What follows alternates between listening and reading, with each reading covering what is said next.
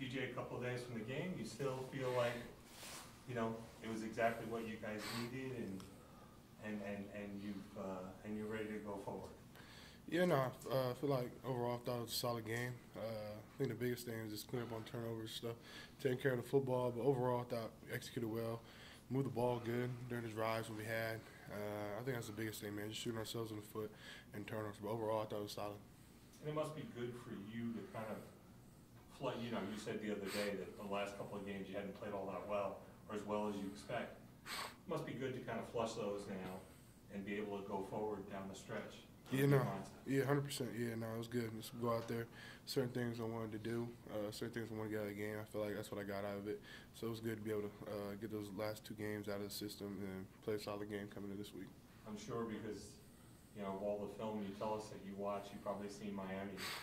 Miami's defense already. What do you think of them? What do they look like to you? What challenges do they present? Yeah, I think biggest thing with them, Miami overall. Miami is a historic program with great athletes, great coaching. I feel like they got a lot of great athletes on the defense. Feel like very athletic. All the guys can run. Feel like from the defensive line, linebackers, safeties, corners, everybody can run. I feel like they're pretty physical as well. They all come downhill and hit. I feel like their safeties do a good job tackling in open space. So it'll be good. It'll be good for us. Did Miami ever get involved with you much in high school? I think like my junior year, I forgot one of the coaches from Oregon. He had went there, and he asked me if I was interested in Miami, if I would ever think about going there. I told him probably not. I told him it was kind of late, so they didn't end up offering me. But I was gonna say the U and that mystique of the U and everything, it didn't really get you. For me, I was already like in a process. I had a couple schools I was really focusing on, and I was kind of already closed off on a bunch of other schools, so I just didn't want to just add another school to the mix. Do you like to go fast? Do you like for the up-tempo offense? Definitely, yeah, and I love the up-tempo offense. Yes, sir. Why does it work for you? What is it that you like about it? I think it's just less thinking. You're just going out there reacting instead of just thinking. The faster you play, I feel like less you have to think, the more just reaction. And I feel like when you're acting, man, that's kind of all the preparation you put in through the week, and you're just not thinking about stuff too much. Did you push for a little extra tempo this past week? We definitely worked on it this week. I think that was one big emphasis that Coach Streeter told us, the offense, be able to play with more tempo. We had a lot more stuff, be able to play faster. I feel like we did a good job this weekend playing faster. Mm-hmm.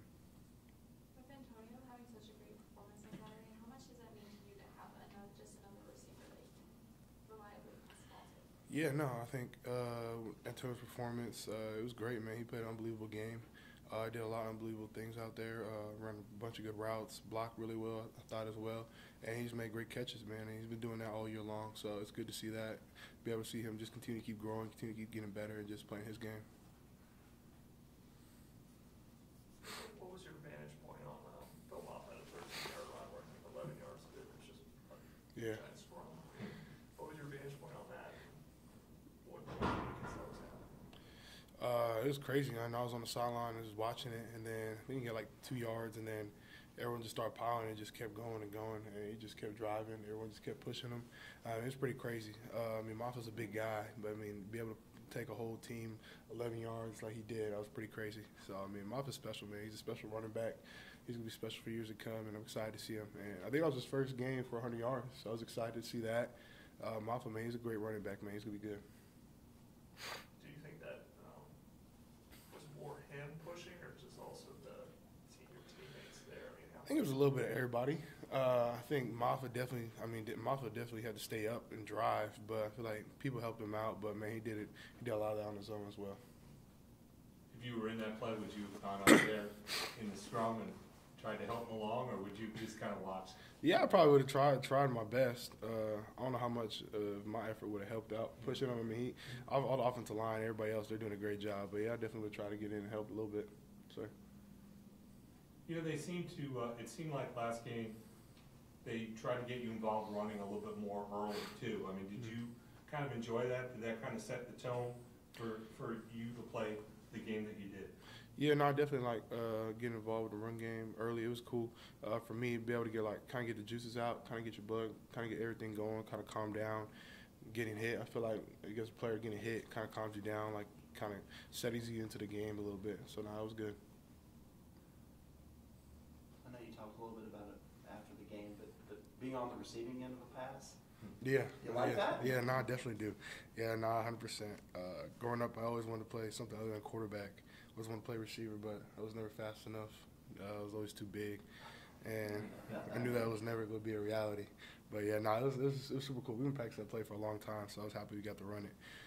Coach Sweeney was pretty mad I didn't score on it. I agree with him, but no, it was cool though. So how do you sneak out of the backfield at your size? Like, how do you try and go unseen? Honestly, I don't. Honestly, I have no clue. I mean, I kind of just threw it, and luckily they blitzed. They blitzed that sandbacker right there, so that was good. Knew, and I'm like, okay, he's not gonna be able to play me. So the scariest thing is like the ball's in the air. I feel like I'm gonna get killed. Like when the ball's in the air, I'm like, oh, it's just in the air. I'm waiting for it to catch it.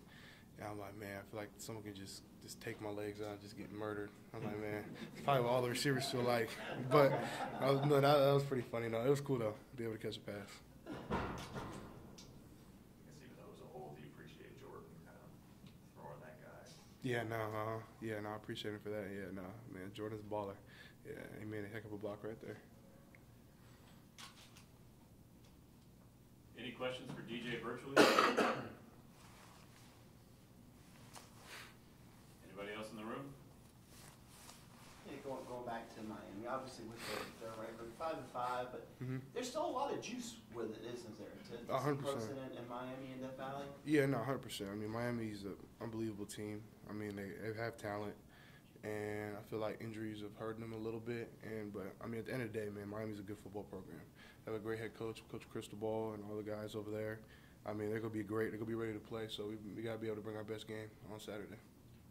Does he blitz a lot? Does he try and just let his playmakers make plays, or does he kind of mix it up a little bit? He mixes it up a little bit on defense. We'll see what they do for us in the game plan they have for us, but they mix it up a good bit.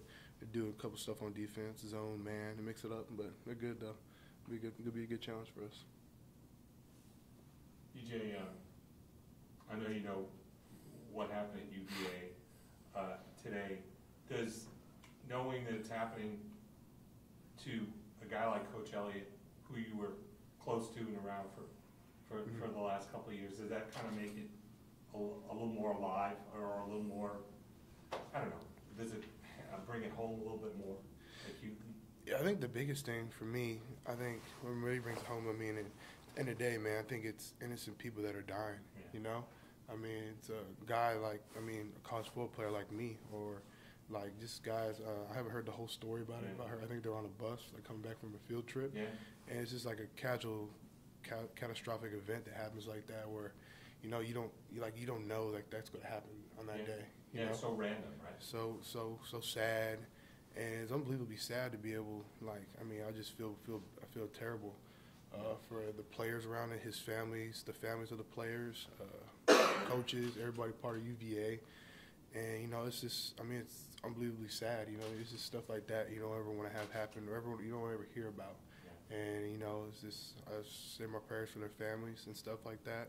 But it's definitely a sad subject to talk about, and it's just, you know, it's just super sad.